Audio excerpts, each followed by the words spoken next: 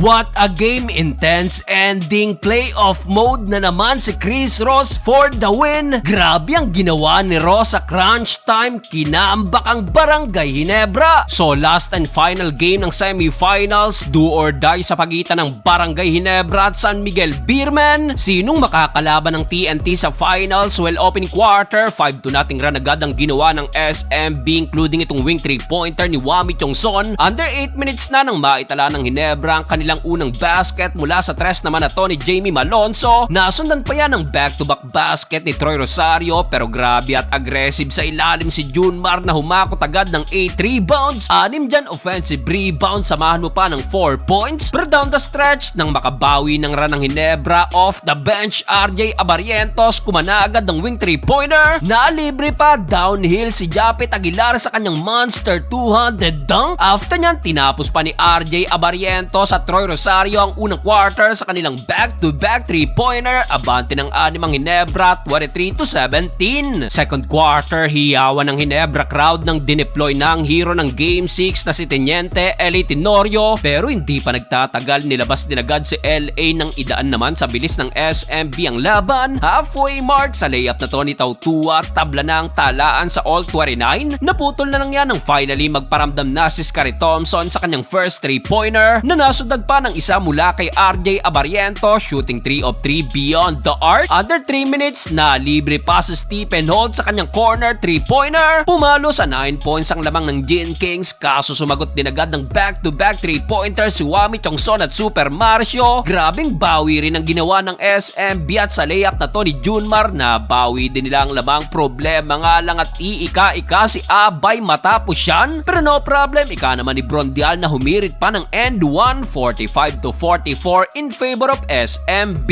Start of the third quarter, good news for SMB at nakabalik pa si Junmar Fajardo this game. Kaso dito na natiling mainit pa rin ang outside shooting ng Ginebra. Scary Thompson kumana ng back-to-back 3-pointer, same spot, same result. Under 7 minutes, Scary Thompson again, napabayaan na naman sa kanyang another corner 3-pointer na nagbigay na ng 7-point lead sa Gin Kings. Buti na lang at aggressive din si CJ Perez sa SMB na meron na ring 13 points. Kaso tila walang dalang payong ang Beermen dahil umuulan pa rin ng tres. Another wing 3-pointer for Stephen Holt. Kumana pa ng baseline jumper si Japet Aguilar, may patang out pa si Japet dahil dito pumalo na ang kanilang lamang sa double digit, pero nagawang maibaba pa rin naman yan ng SMB sa 7 points, 66-73. Fourth and final quarter, dito na nagparamdam ang second unit ng SMB na si Don Troliano at Jericho Cruz. Grabe tong dalawa na to at under 7 minutes, burado na ang lamang ng Ginebra at lumamang pa ng 4 ang SMB.